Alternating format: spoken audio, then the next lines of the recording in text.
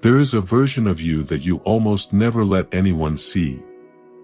Maybe you've caught a glimpse of them yourself, in the split second before you edit your words, before you shrink your idea, before you laugh off the thing you actually care about most. That version is louder, bigger, stranger, more honest, more tender, more you than anything you typically show the world. And then something happens. Something quiet but brutal.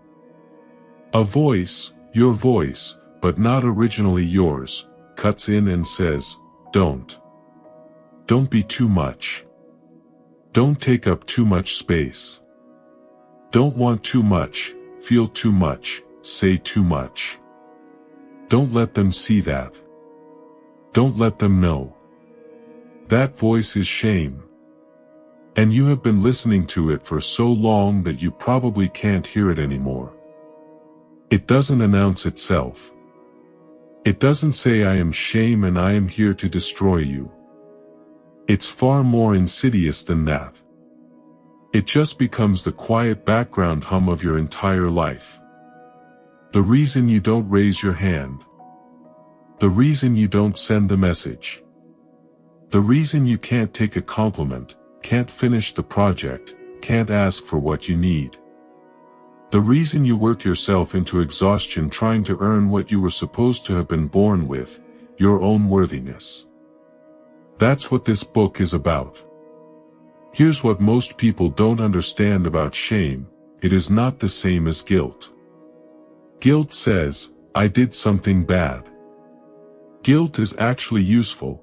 It's the signal that tells you your behavior doesn't match your values, and it nudges you to make it right.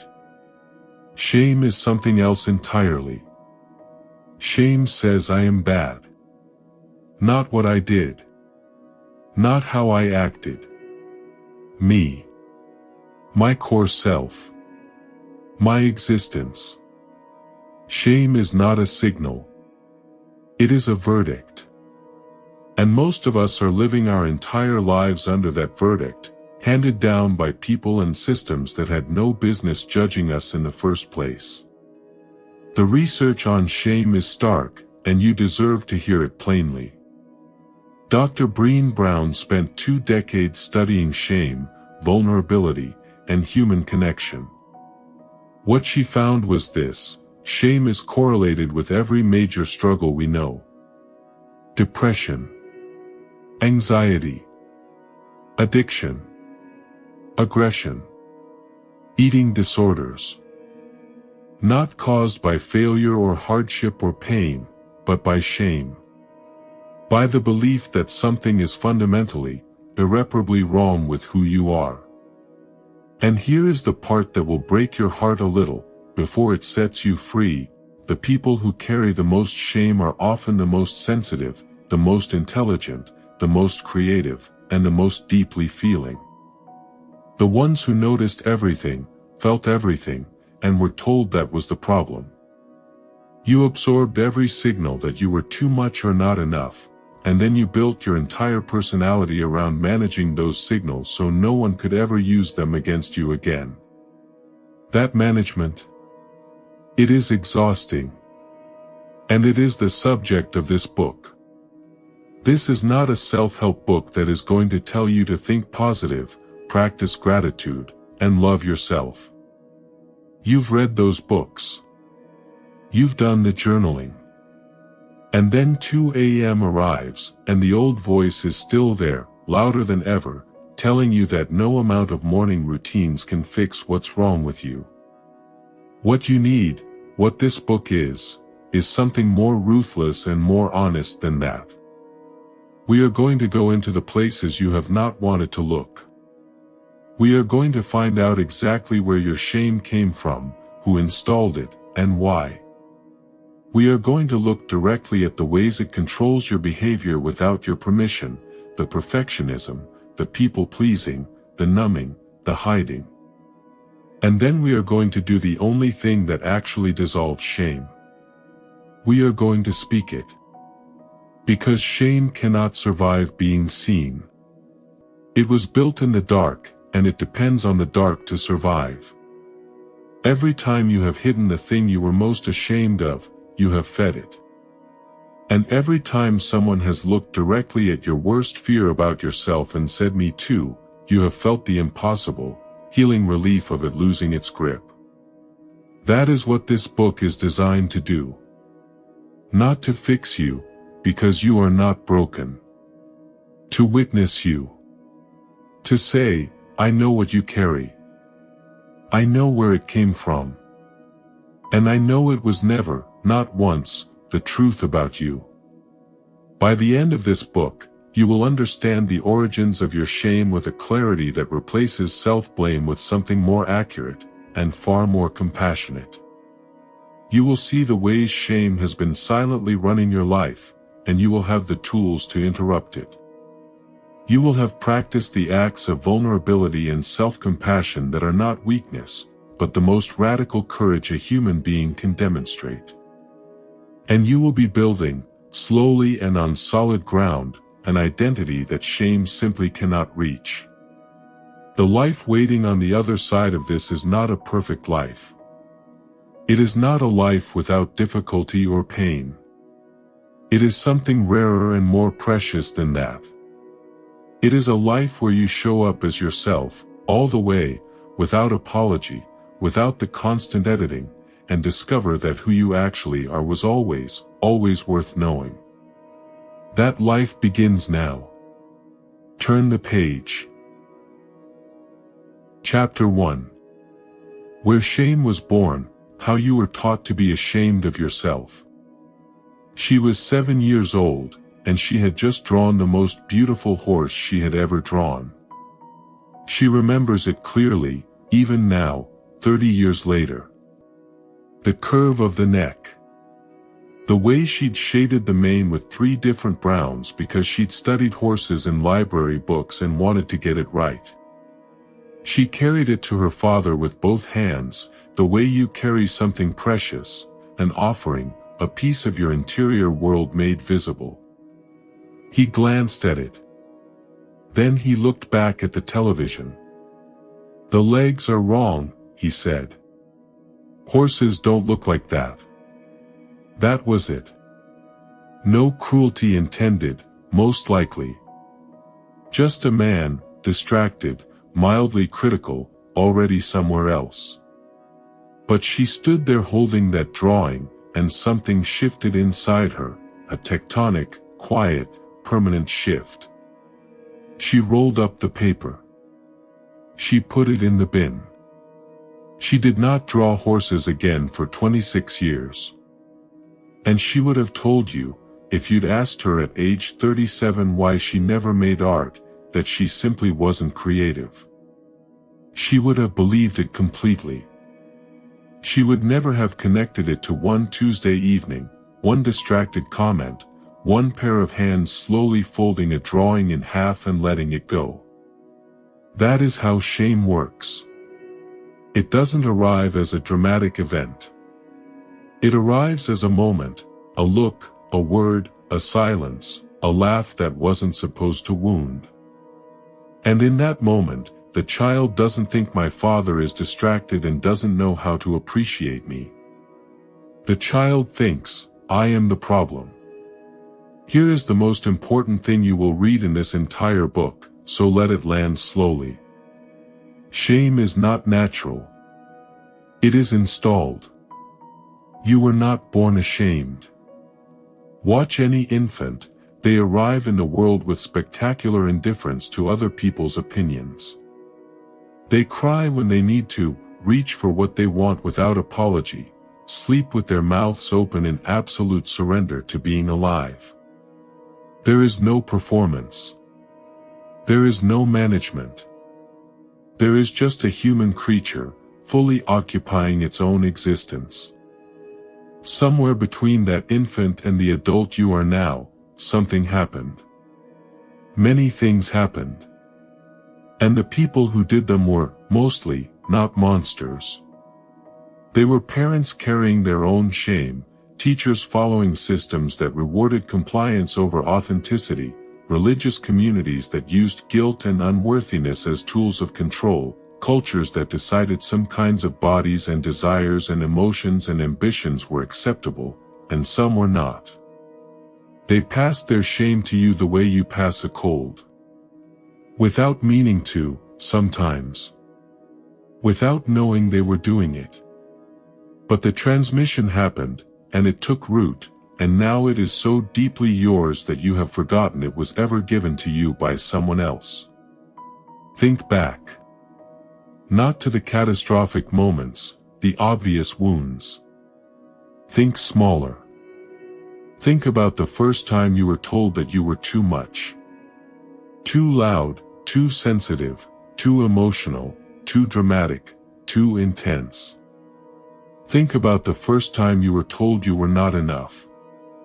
Not smart enough, not disciplined enough, not pretty enough, not athletic enough, not easy enough to love. Think about what happened to the parts of yourself that received that message. Did you fight for them? Or did you do what most of us do, quietly, efficiently, put them away? Locked in a box, labeled dangerous or embarrassing or the reason people leave. And over time, that box filled up. Your real laugh. Your real anger. Your real desires. Your real body. Your real beliefs. The parts of you that were the most alive and the most distinctly you, those were the ones most likely to be shamed, because they were the ones that couldn't be controlled. Shame attaches with particular viciousness to the things that make you most yourself. The wounds come from many directions, and it helps to name them clearly. From family, shame often arrives as conditional love, the subtle message that you are accepted when you perform, when you achieve, when you are easy and agreeable and don't cause disruption. The child who figures this out learns to be whoever is needed in order to stay safe in the relationship.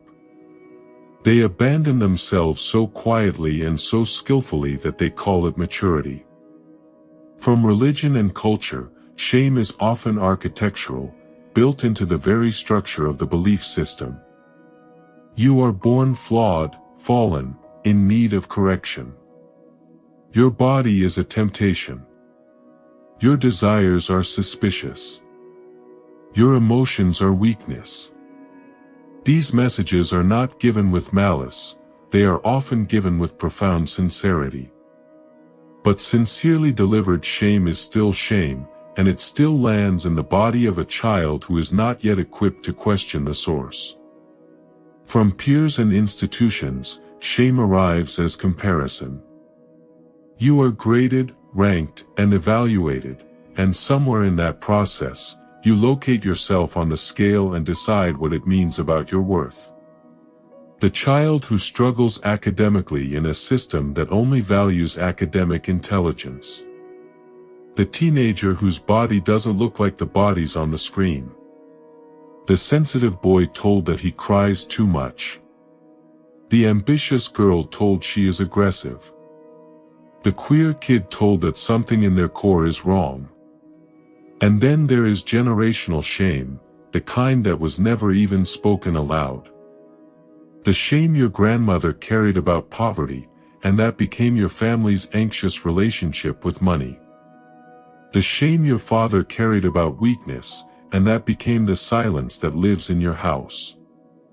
These are the deepest roots, the ones that don't even have a memory attached. Just a feeling in the body that says I am not allowed to have this. I am not allowed to be this.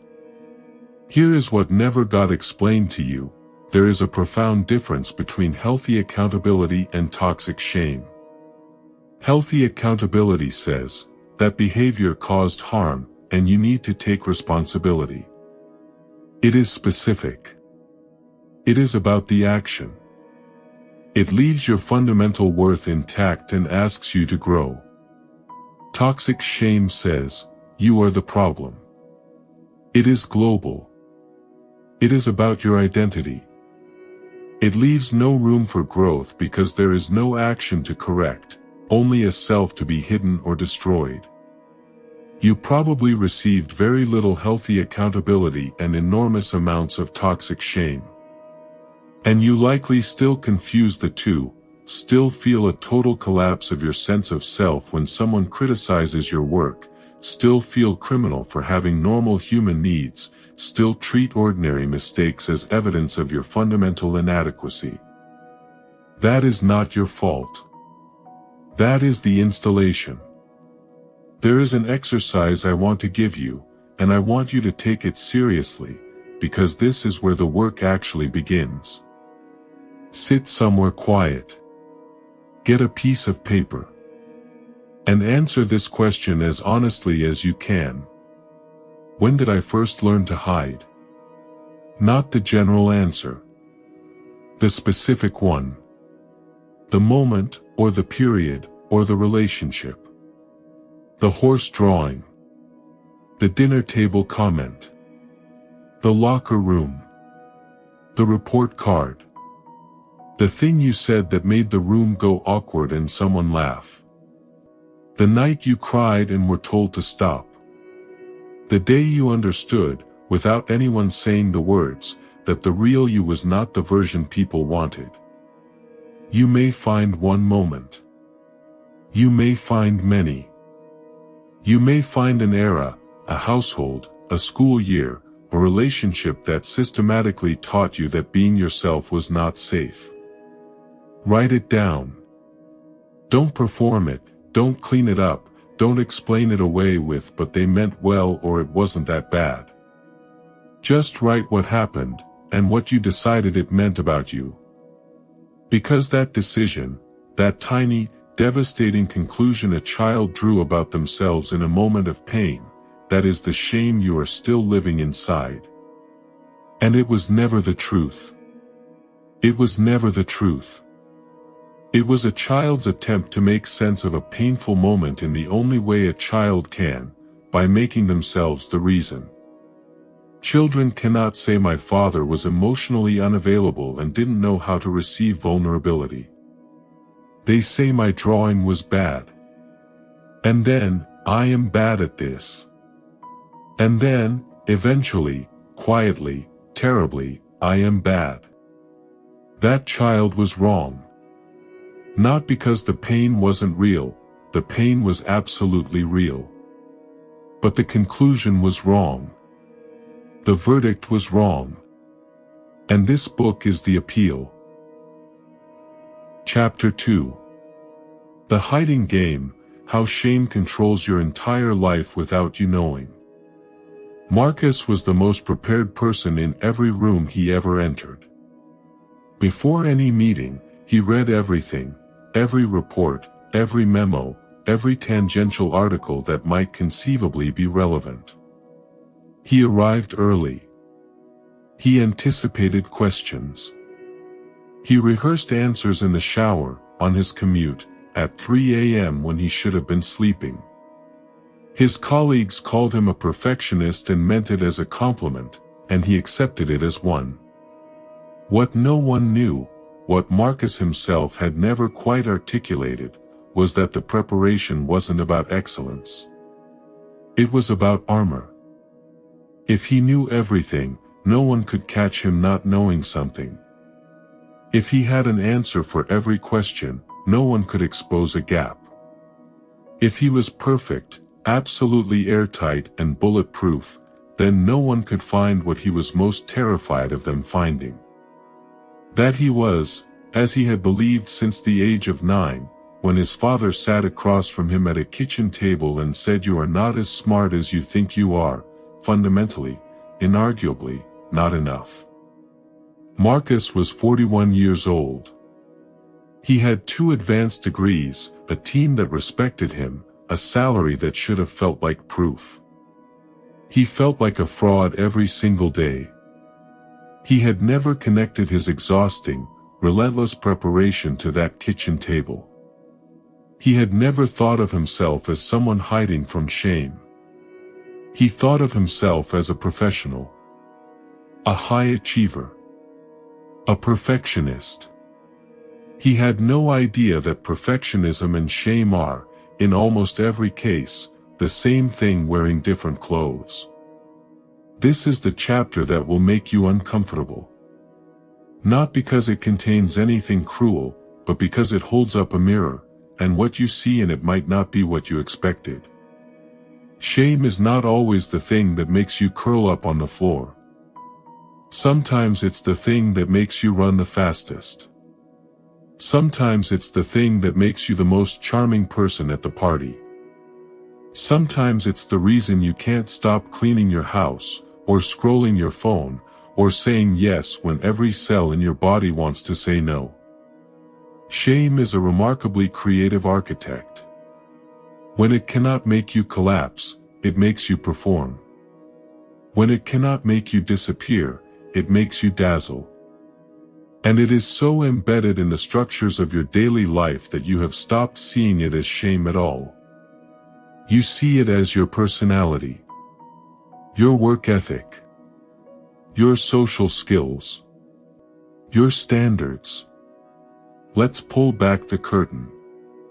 The first way shame runs your life: perfectionism. Perfectionism is not the pursuit of excellence. That distinction is critical. The pursuit of excellence is driven by love, love of the craft, love of the outcome, love of growth. Perfectionism is driven by fear.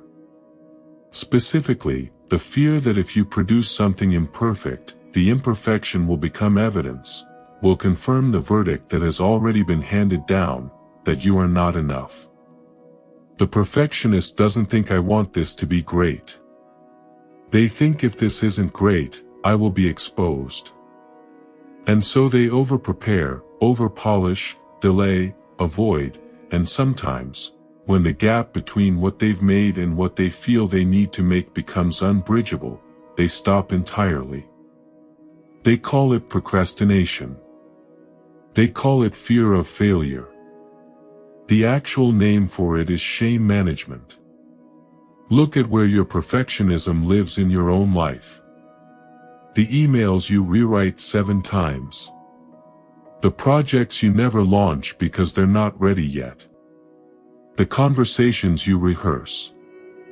The opinions you won't state because what if you're wrong? Each of these is a place where shame is running the controls, dressed neatly in the language of high standards. The second way, people-pleasing. If perfectionism is about making your work flawless so no one can reject it, people-pleasing is about making yourself so agreeable, so useful, so accommodating, so perpetually available, that no one can reject you. The people-pleaser learned, usually very early, that their needs made people uncomfortable. That their emotions were inconvenient. That the way to stay safe in a relationship, to stay loved, to stay chosen, was to need very little and give a great deal. And so they became experts in reading rooms, in anticipating what others want, in shrinking themselves to fit whatever shape the situation demands. The world celebrates this. It calls you kind, selfless, easy to get along with. It does not see the invisible labor. It does not see the suffocating resentment that builds underneath, the exhaustion of never once in a day being purely, simply yourself. The people-pleaser doesn't set boundaries, not because they don't have needs, but because somewhere in their history, having needs made them a problem, and shame told them that problems don't get to be loved. The third way, overachievement and the never-enough treadmill. This one runs so deep in our culture that it barely reads as a symptom. We worship people who work around the clock, who sacrifice everything for the goal, who turn themselves into machines of productivity. We call it ambition. We call it drive. We give it awards. And sometimes it genuinely is drive, authentic, joyful, energizing engagement with meaningful work. But for many, many people, it is something else, a belief, buried so far beneath the surface that it has never been examined, that their worth is a number that can always be increased. One more achievement, one more title, one more milestone, and then they will feel like enough. Then they will be allowed to rest. Then the voice will go quiet. The voice never goes quiet, because it was never measuring your achievements. It was measuring your worth. And shame-driven worth has no ceiling, because it was never actually based on what you do. It was based on a verdict passed about who you are. The fourth way, numbing. When the weight of shame becomes unbearable and none of the performance strategies are working, the mind reaches for relief. This is not weakness. This is a nervous system doing the only thing it knows to do when the pain exceeds what can be tolerated: find something that interrupts it. Alcohol, substances, food, restriction or excess, both can serve the same numbing function. Shopping, gambling, scrolling, hours and hours of frictionless, consequence-free stimulation that keeps the mind just busy enough to not feel what it would feel in stillness. Sex without connection. Busyness as a lifestyle. Binge-watching as a way of going absent without technically leaving.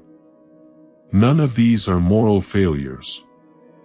They are all, at their root, attempts to not feel the pain of believing you are fundamentally flawed. The problem is not the impulse is understandable, even merciful. The problem is that numbing does not discriminate. It doesn't just turn down the shame.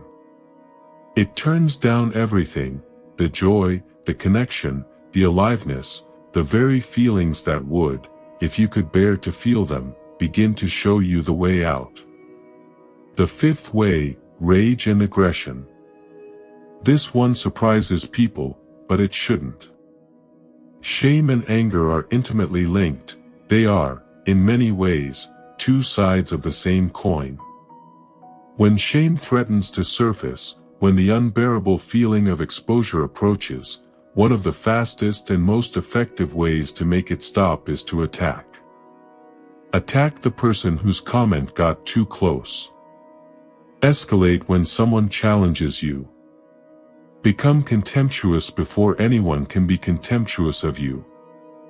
Criticize others, relentlessly, mercilessly, as a way of establishing that you are the one with the standards, the discernment, the taste. You cannot be the problem if you are the one identifying the problems. This is why some of the most deeply shamed people are also, paradoxically, the most aggressive. The cruelty is a wall. Every harsh judgment they make of others is, at its core, an attempt to never be the one being judged. The sixth way, isolation and invisibility. If no one sees me, no one can shame me. It is a logic so clean and so devastating in its consequences. The person who stops going to things. Who doesn't apply for the thing. Who stays in the relationship too small for them, the job too small for them, the life too small for them, because at least here, no one will see enough of them to find the flaw. At least here, they are safe. Isolation is shame's most loyal companion and most effective trap.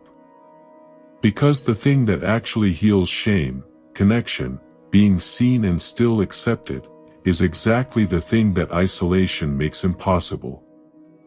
The seventh way, the killing of creativity, ambition, intimacy, and joy.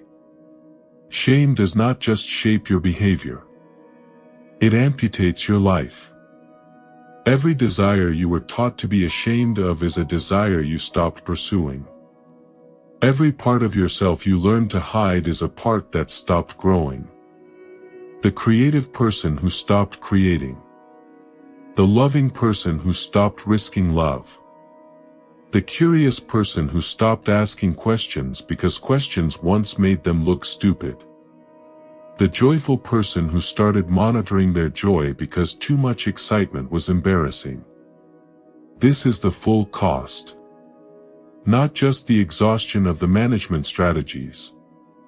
Not just the fractured relationships and missed opportunities.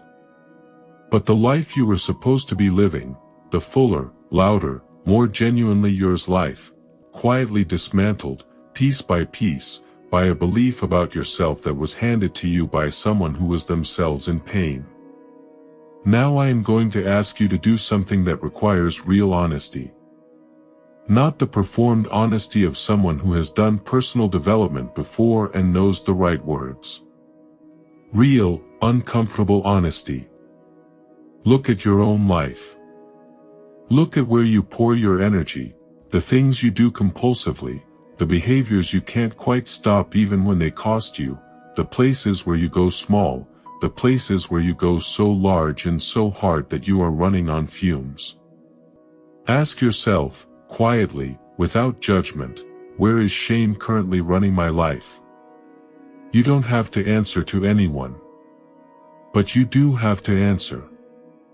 Because the moment you can see the puppeteer's strings, the moment you can look at your perfectionism and say that is shame, or look at your scrolling and say that is shame, or look at the apology you just gave for taking up space in a room and say that is shame, that moment is the beginning of the end of its power over you.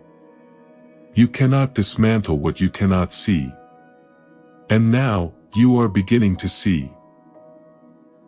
Chapter 3. Into the light, the only thing that actually dissolves shame. Her name was Diane, and she had carried the secret for 11 years. Not a secret anyone would call dramatic, no crime, no catastrophe. Just a thing that had happened when she was 24, broke, and desperate. She had stolen money from her employer. Not much. Enough to cover rent and keep the lights on for one more month while she figured out what to do. She had paid it back, quietly, over the following year, slipping extra hours into time sheets that no one audited. No one ever found out. But the shame of it had never left her body. It lived in her chest, a cold, dense thing she carried everywhere. It made her overwork to prove she was honest. It made her confess to small errors loudly and immediately, as if constant minor transparency could somehow balance the ledger. It made her flinch when people described her as trustworthy, because the word felt like wearing someone else's coat. It made her unable, truly unable, to feel proud of anything she built, because underneath every achievement was the quiet certainty that if people really knew her, none of this would stand. 11 years. She had told no one. Not her husband. Not her closest friend. Not a therapist. Then one evening, at a dinner with 3 women she'd known for years, someone told a story about a desperate moment, something they'd done in their 20s that they were ashamed of. The table went quiet.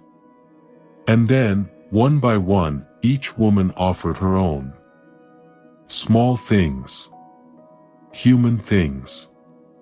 The kind of things people carry alone for years because they are certain they are the only one who has ever stooped that low. Diane almost didn't speak. The shame was so heavy, so practiced at keeping her mouth shut. But she opened it. Her voice shook. She told them. The woman across from her reached out and put her hand over Diane's. I would have done the same thing, she said. Any of us would have. And 11 years of that cold, dense thing in Diane's chest, not gone in an instant, but cracked.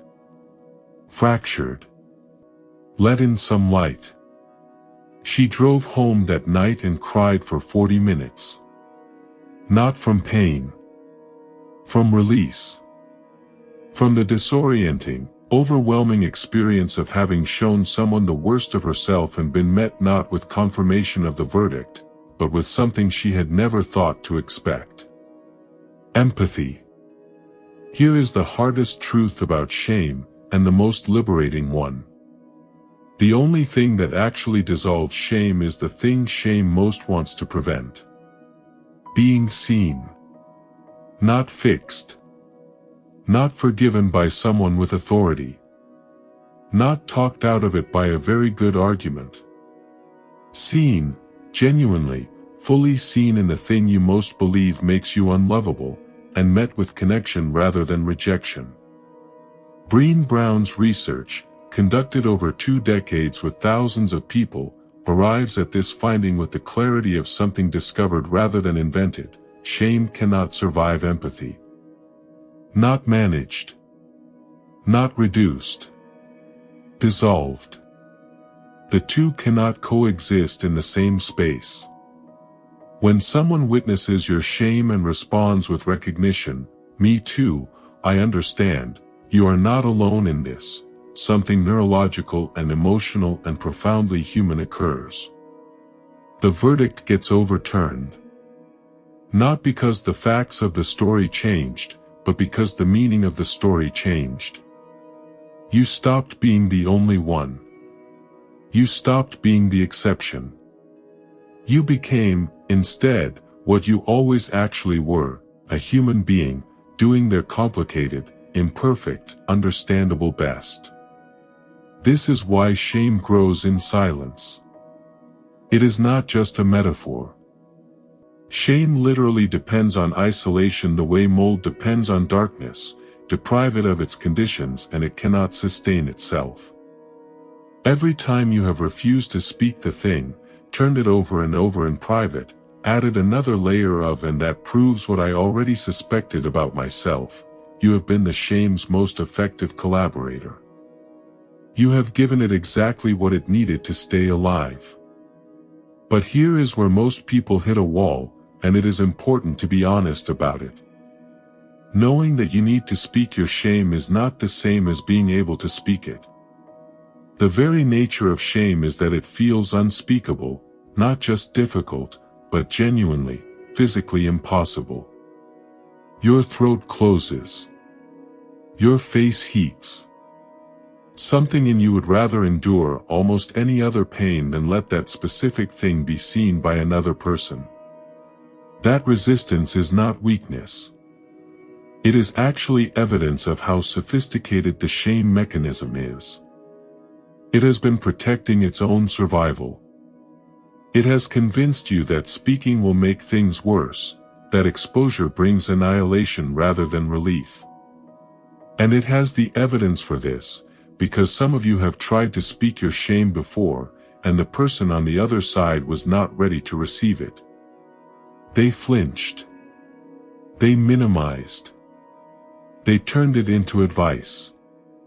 They made it about themselves. They confirmed the verdict. And you closed back up and decided, telling people is dangerous. Here is what I want you to understand about that experience. It wasn't that sharing was the wrong thing to do. It was that you shared with someone who was not equipped to hold it. And that is a critical distinction, because it means the problem was not your vulnerability, the problem was the container. Not everyone deserves your shame story. This is not elitism. It is discernment, and it is self-protection, and it is one of the most important skills you will develop in this process. Vulnerability is not the same as oversharing. Vulnerability is not the performance of openness, dumping your rawest wounds on anyone who will hold still long enough, hoping that exposure alone will bring relief. Real vulnerability is chosen. It is offered to people who have demonstrated, through their own behavior over time, that they can be trusted with something tender. Ask yourself these questions before you share. Has this person shown me that they can sit with discomfort without immediately trying to fix it? Have they been vulnerable with me? When others share pain with them, do they respond with empathy or with advice, judgment, or one-upmanship? Do I feel, in their presence, like I am allowed to be a full and complicated human being? If the answers are yes, even imperfectly yes, that is someone who might be able to witness you. If the answers are uncertain or no, keep looking. The right person exists. Often it is a therapist who has done their own work. Sometimes it is a friend who has been through their own fire. Sometimes it is a group of people gathered around exactly the kind of shared experience that houses your shame. Sometimes it is a stranger at a dinner table who happens to go first. But before any of that, before you can speak it to anyone else, you have to be willing to speak it to yourself. Self-compassion is not a concept that will save you.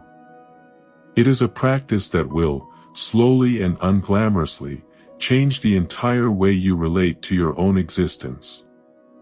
Kristin Neff, whose research on self-compassion has transformed the field, identifies three components: self-kindness rather than self-judgment, the recognition of common humanity rather than isolation, and mindful awareness of painful feelings rather than over-identification with them.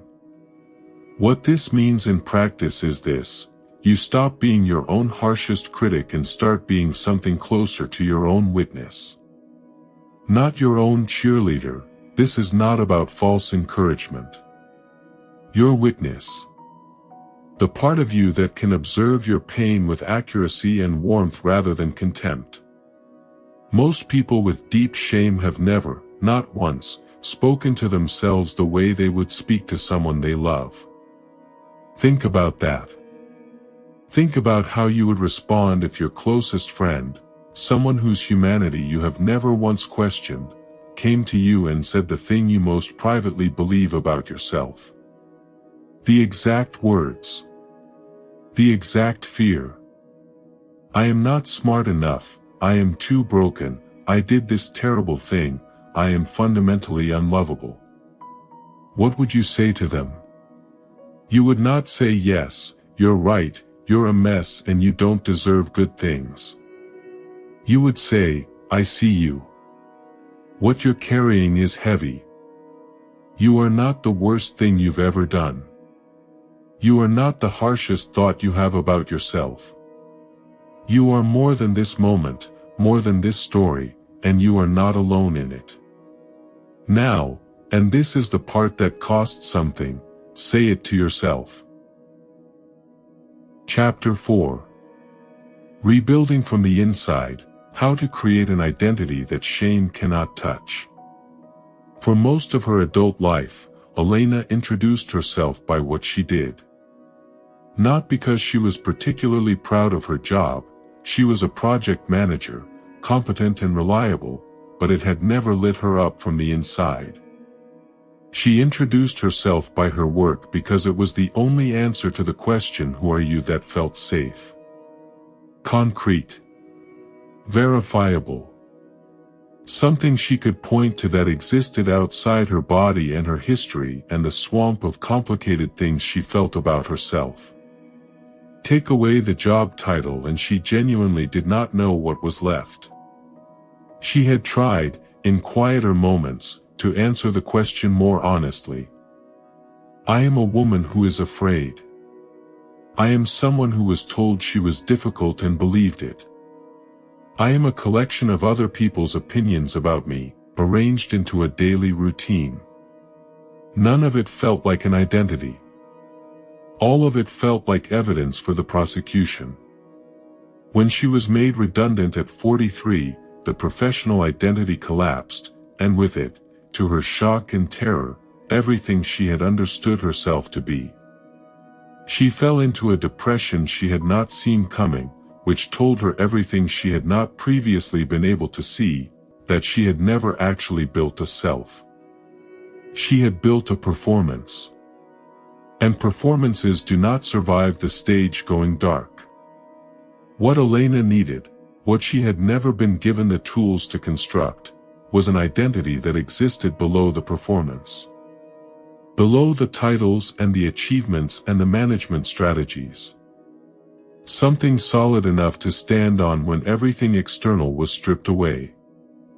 That is what this chapter is about. Shame is not only an emotional problem. This is the piece that most healing frameworks miss, and it is critical. Shame is an identity problem. Emotions pass. They are visitors, intense, sometimes devastating, but fundamentally transient. They move through the body and, given the right conditions, they complete themselves and release. But identity is the structure you live inside. It is the operating system running beneath every thought, every choice, every relationship, every risk you do or don't take. And if shame has gotten into the operating system, if it has convinced you, at the level of identity, that you are fundamentally deficient, then emotional work alone will not be enough. You can process a feeling and still return to a self that believes it is unworthy. You can cry it all out on a Wednesday and wake up Thursday morning and still be living inside the story that you are not enough. To fully release shame, you have to rebuild the self that shame convinced you were. Not repair it, rebuild. On different materials. On materials that shame cannot corrode. The first and most foundational move is this: separating who you are from what you have done, and from what was done to you. Your shame has almost certainly collapsed these three categories into one. The thing you did becomes proof of the thing you are. The thing that was done to you becomes proof of the thing you are. The verdict is always the same: something is wrong at the core of you, and every piece of evidence, regardless of what actually happened, gets filtered through that lens and added to the case. But these three things are not the same. They are not even close to the same. What you have done is behavior, located in time, in context, in the specific combination of resources and wounds and options available to you in that moment. It can be examined. It can be understood. It can be grieved and made accountable for and released. It is not you. A person who has done something harmful is not a harmful person by nature any more than a person who has done something generous is generous by nature. Both are human beings, complex, contextual, capable of the full range of what humans do. What was done to you is someone else's behavior, someone else's wounds, failures, limitations, or cruelties, visited upon you at a time when you had no capacity to defend yourself or understand what was happening. You did not cause it. You did not deserve it. You did not choose it. And it does not describe you. It describes what was done. The fact that you were the one it was done to is a fact about circumstance, not a fact about your worth. Who you are is something underneath both of these. It is the thing that remained present through all of it. It is the part of you that noticed the injustice even when you couldn't name it.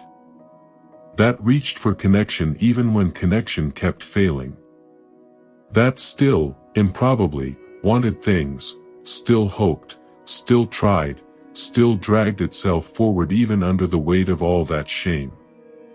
That reaching is not nothing. That reaching is actually the best evidence you have of who you are. It is not the evidence shame points to. But it is the evidence that is actually true.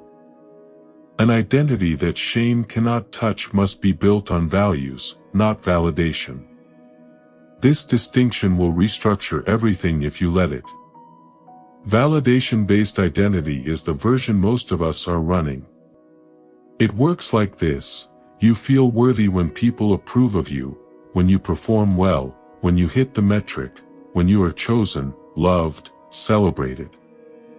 And you feel worthless when the approval disappears, when the relationship ends, the performance fails, the metric isn't hit, when you are not chosen. The entire architecture of your self-worth is constructed from other people's responses to you, which means it is perpetually unstable, perpetually dependent, perpetually one disappointment away from collapse. This is not a character flaw. This is what happens when a child is taught, through experience, that love and worth are earned and conditional. They grow up continuing to earn it, from employers, from partners, from social media, from the mirror, because that was the contract. Worth is not inherent. Worth is awarded. Values-based identity works differently. It asks not what do people think of me but what do I think matters, and am I living in alignment with it?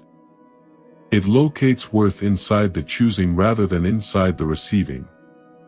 When you act in accordance with your values, when you are honest in a moment that made dishonesty tempting, when you show up with care for someone who needed it, when you create something because it mattered rather than because it would be admired, something settles in the body that external validation cannot produce. A quietness. A knowing. Something that says, this is real. I was here. This was mine. Take time to identify what you actually value. Not what you think you should value. Not what your family values or your culture values or what would look good as a personal brand. What you value, in your most honest, private self.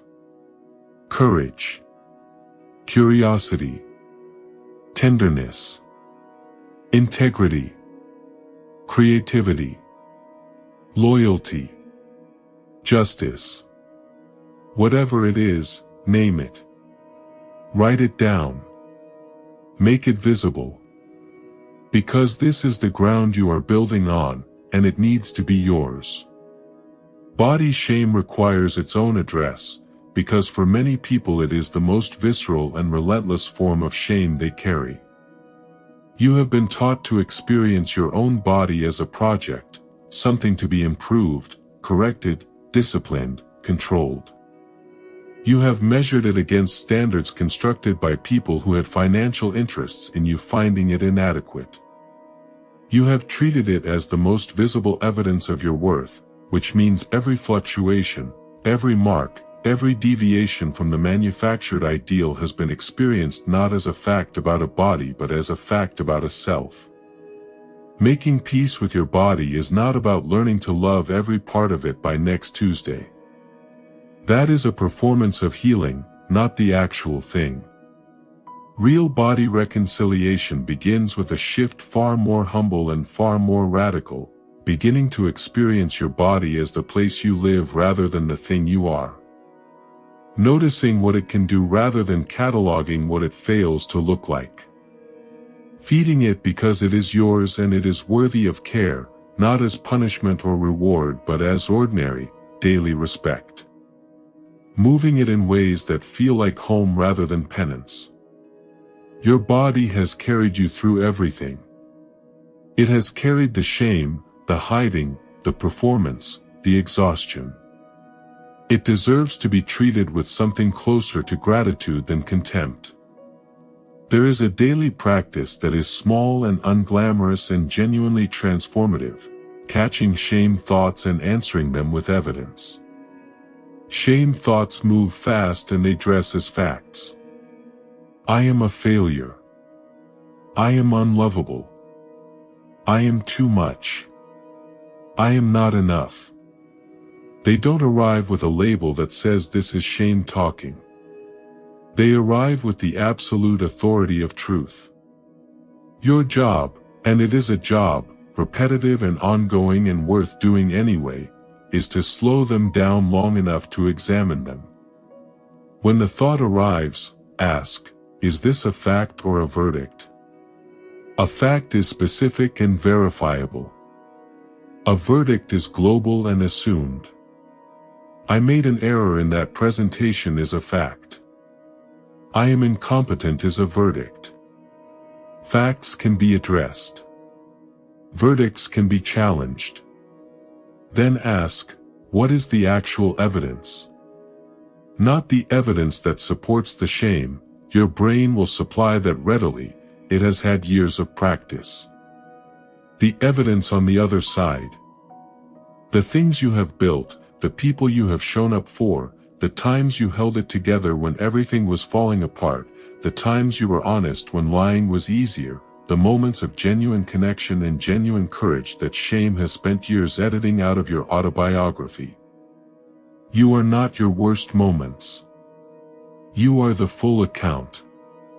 And the full account, read honestly, tells a very different story than shame has been telling. Here is the exercise that will ask the most of you, and give the most back. Write your new identity statement. Not aspirational, not who you wish you were or who you are trying to become. Who you are right now, when the shame is not the one doing the narrating. Write it from evidence. Start with what you know to be true, not perfect, not exceptional, just true. I am someone who keeps trying even when it is hard. I am someone who loves fiercely. I am someone who has survived things that should have finished me and didn't.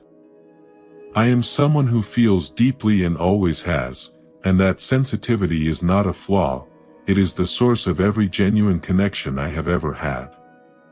Write until you find the version of yourself that exists underneath the performance, the one that was there before the shame arrived, the one that has been there all along beneath it, insisting, quietly but with enormous persistence, on its own worth. That person is not who you are working toward. That person is who you already are. The work is just to stop letting shame be the one who introduces you. Chapter 5. Living Shameless, What Your Life Looks Like When You Stop Hiding. The first thing people noticed about her was that she laughed too loud. Not meanly, no one said it meanly.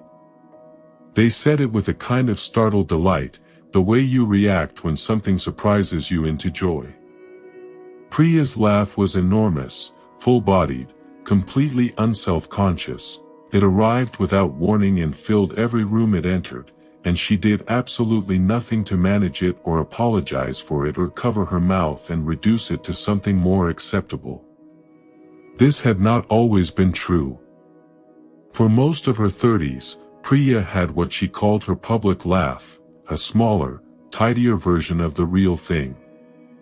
A laugh that was agreeable without being disruptive.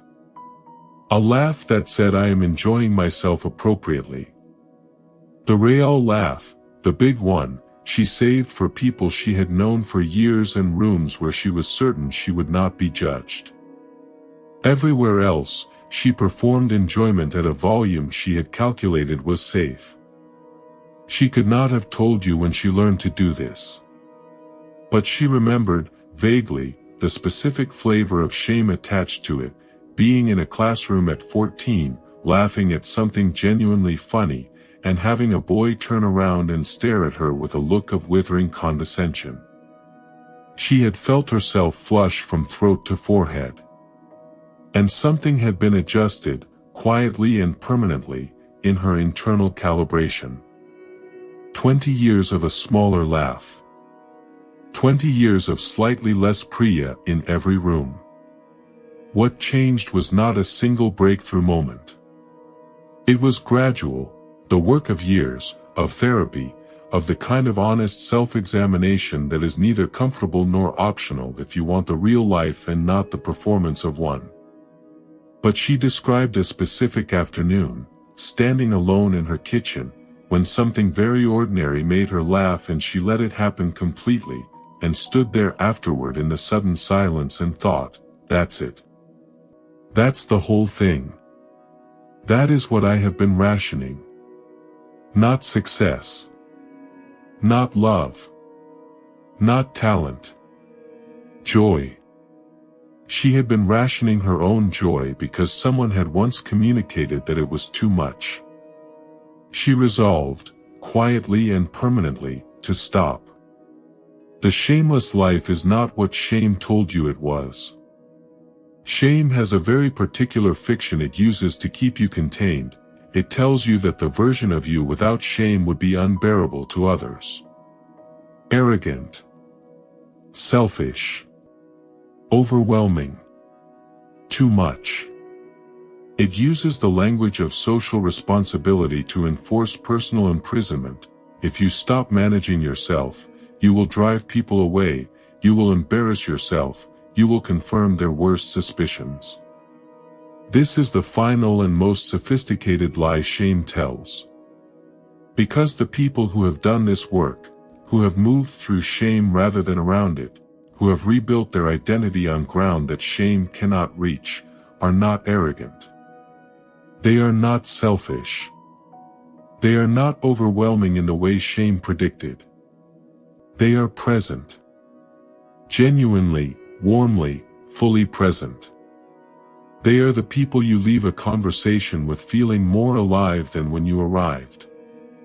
They are the people who make honesty feel safe and imperfection feel human and connection feel possible, because they are not performing anything. They have nothing to manage and nothing to hide, and that freedom is, there is no other word for it, magnetic. This is not a quality reserved for extraordinary people. It is the natural result of putting down an extraordinary weight. Every relationship in your life changes when you stop hiding. Not because you announce it. Not because you make a speech about your healing journey or begin every conversation with radical disclosure. But because the quality of your presence shifts in ways that people feel without necessarily being able to name. When you are hiding, every relationship has a limit, an invisible boundary built not from healthy privacy but from shame. You can only let people in so far, because past a certain point, they might see the thing. The conversations that could go deep stay shallow. The moments that could become genuine intimacy get redirected. The people who love you are loving, in some crucial sense, a curated version, a careful selection of the parts you have deemed acceptable. When you stop hiding, the limit lifts. Not all at once, this is not about becoming suddenly transparent with everyone. But in the relationships that matter most, something opens. You say the true thing instead of the safe thing. You let them see you in difficulty rather than only in competence. You stop performing okayness when you are not okay. And what happens, what almost always happens with people capable of receiving it, is that they move closer. Because what people are aching for, in almost every relationship they have, is the experience of real contact. Meeting an actual person, not a presentation. Being known, not evaluated. The vulnerability you thought would push them away is the very thing that pulls them in. In work, in creativity, in every domain where you have ambitions that shame has been quietly strangling, the change is equally profound. Think about what you have not done. Not out of lack of talent or lack of opportunity, but out of fear. The thing you have not written. The business you have not started. The idea you have not raised. The role you have not applied for because the inner voice, the one that speaks in your father's cadence or your 7th grade teacher's tone, said, "Who do you think you are?" That voice is not wisdom. It is not discernment. It is shame wearing the costume of self-awareness, and it has been costing you, specifically, the things that matter most to you. The people who create, who genuinely, consistently, courageously create, are not people who have conquered self-doubt. They are people who have learned to act in its presence. Who have developed enough distance from the shame narrative to recognize it for what it is and to proceed anyway. Who have stopped requiring certainty of outcome, certainty of reception, certainty of their own adequacy, before they are willing to begin. That is available to you. It has always been available to you. It was just buried under the management. Shame will come back. This is important to say plainly, because one of shame's most effective tools is the belief that if it comes back, it means the healing wasn't real, the work didn't take, and you are back at the beginning. You are not back at the beginning. You are at a different beginning, one where you know what you're looking at. Shame returns in specific conditions: exhaustion, rejection, comparison, high-stakes exposure. The moment a new relationship deepens and the fear of being truly seen resurfaces. The bad review, the public failure, the conversation that went wrong. In any of these moments, the old voice comes back, and it comes back fluent. It knows exactly which words land hardest, exactly which old wound to press. The difference now is the gap. The gap between the shame arriving and you believing it. That gap, which may once have been non-existent, shame spoke and you accepted it instantly as truth, has width now. Enough width to recognize what it is. To say, even imperfectly, even while still feeling the sting, this is shame. This is old. This is not the truth about me. You do not have to feel free to act free. You just have to act free long enough for the feeling to catch up. Building a life that is structurally resistant to shame is not dramatic. It is made of small, recurring choices that compound, over time, into an entirely different way of living. It is the choice to tell someone how you actually feel instead of saying "I'm fine." It is the choice to make the thing without waiting until you are certain it is perfect. It is the choice to take up the space in the room that is genuinely yours, to speak when you have something to say, to rest when you need to rest, to want what you actually want without running it through the filter of what is acceptably wantable. It is choosing the people and the environments that make authenticity feel safe and removing yourself, where possible, from the ones that reward performance and punish honesty. It is creating a daily relationship with your own inner life, through writing, through stillness, through honest conversation, so that the voice you hear most frequently is yours, and it is kind. It is catching yourself apologizing for your existence and stopping mid-sentence. It is noticing when you are shrinking and making the micro-decision to take up just a little more space. It is the accumulation of these moments, unremarkable individually, transformative collectively, that constitutes a shameless life. If you have children, or will have them, or are in any role that shapes how young people understand themselves, this next part is for you, and it is perhaps the most important thing in this entire book. The shame you carry did not begin with you. It was passed to you by people who were past it by people who were past it by people, in an unbroken chain of inherited inadequacy that goes back further than any of us can trace. You received what was given. You did what people do with pain they cannot process. You found ways to survive it and, without meaning to, you passed some of it forward. But chains can be broken. And they are broken exactly here, in the decision to respond differently than you were responded to. To tell the child in your life, in words, and more importantly in how you receive them, that they are enough as they are. That their emotions are not inconvenient. That their body is not a problem. That their big laugh and their strange questions and their unexpected ambitions and their tender heart are not things to be corrected but things to be honored. You do not have to be perfect at this. The child does not need perfection. The child needs to see you repair what you get wrong, to watch an adult say "I handled that badly, and I am sorry, and you deserved better," which is perhaps the most powerful shame resistance lesson you can offer. Not the performance of getting everything right. The practice of honest accountability, offered with love, that shows a child, you are not defined by your worst moments. Neither am I. Neither is anyone. This is how the chain breaks. Not with a dramatic decision but with a daily practice.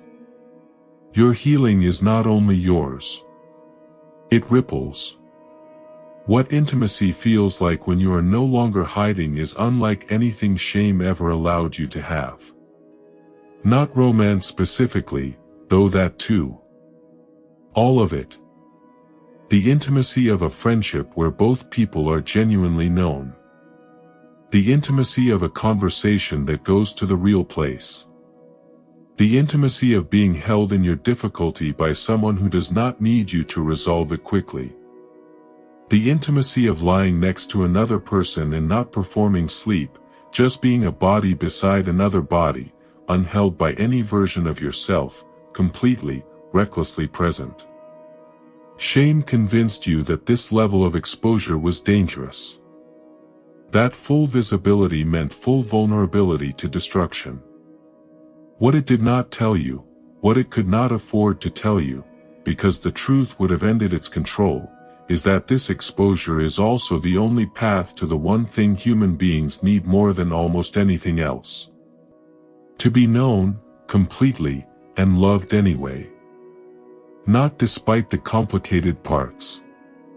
Not with an asterisk or a disclaimer or a silent agreement to never look too closely. Known, and still chosen. Still held. Still here. That is what is waiting. It is not guaranteed, nothing real ever is.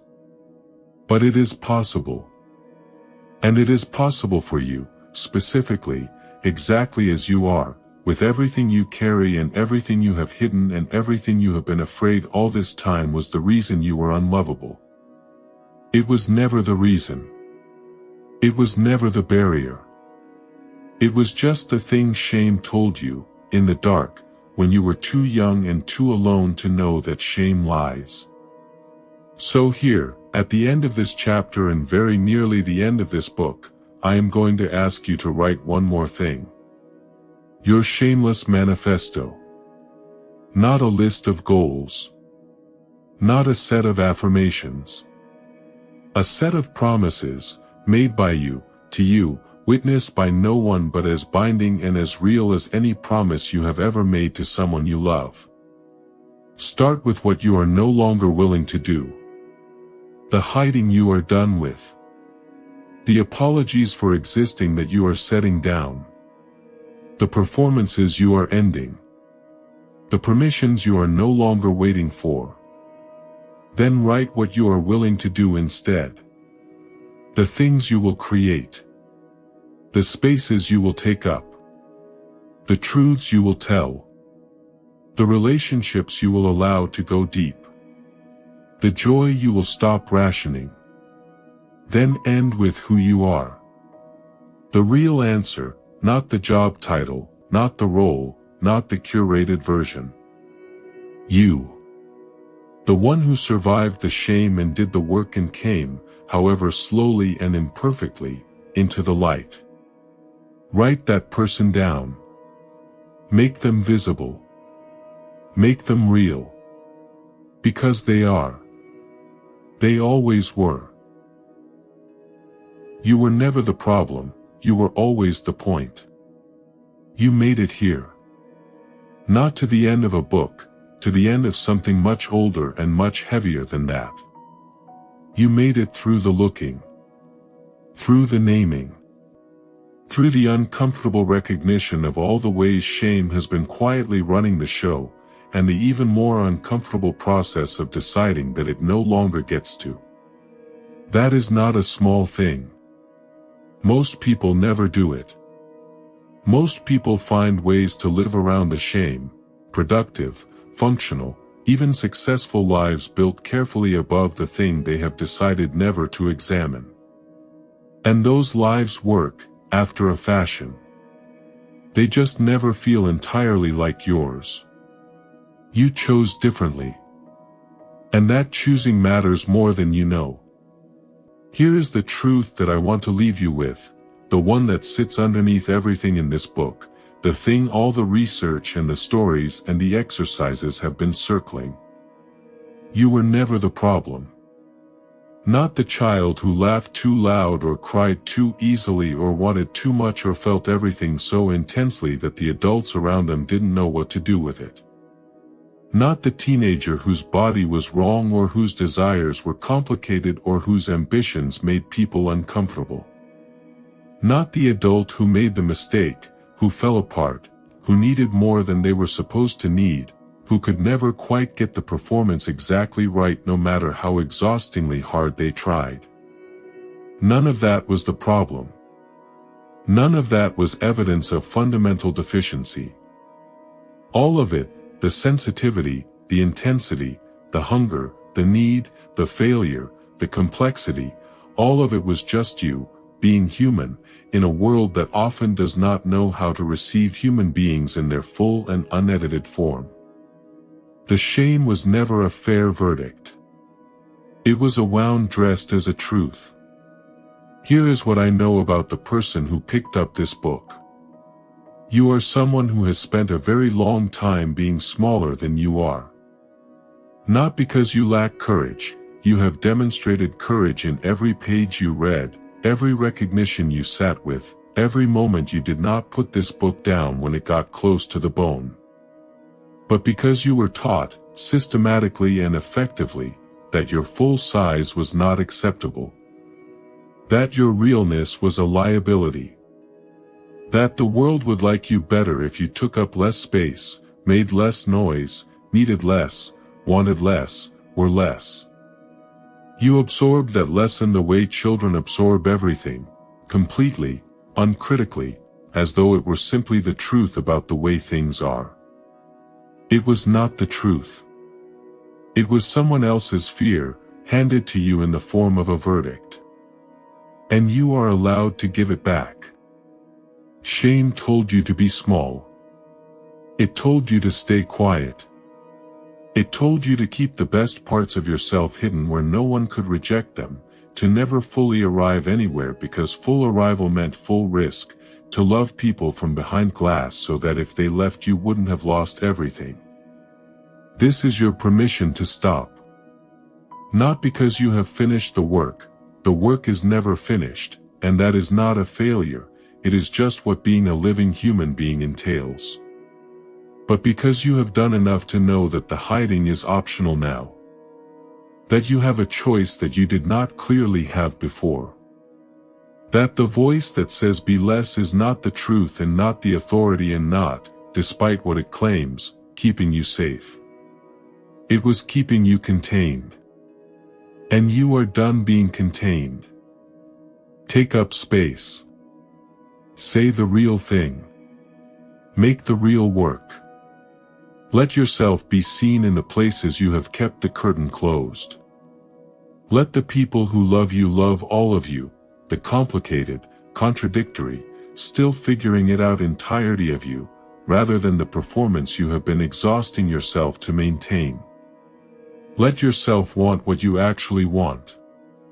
Let yourself feel what you actually feel. Let your laugh be as large as it genuinely is. Let your grief be as real as it is. Let your joy be unrationed and your anger be honest and your love be the kind that doesn't hide itself in case it becomes too much. You were never too much. That was always the lie. You were just too much for people who had not done their own work. People who needed you smaller because your fullness reminded them of everything they had put away in themselves. Their discomfort was never your evidence. Their discomfort was their unfinished business, handed to you in the form of a lesson you were never supposed to learn. You were never not enough. That was always the lie too. You were enough in the classroom when you didn't understand the concept. You were enough when the relationship ended. You were enough when you made the mistake you still carry, when you needed help you were ashamed to ask for, when you failed the thing you cared about most. You were enough on the worst day of your life and the most embarrassing day and the day you did the thing you said you'd never do. Enough is not a threshold you cross when you have finally improved yourself into acceptability. Enough is what you were before anyone told you otherwise. It is what you have been the entire time. The shame obscured it.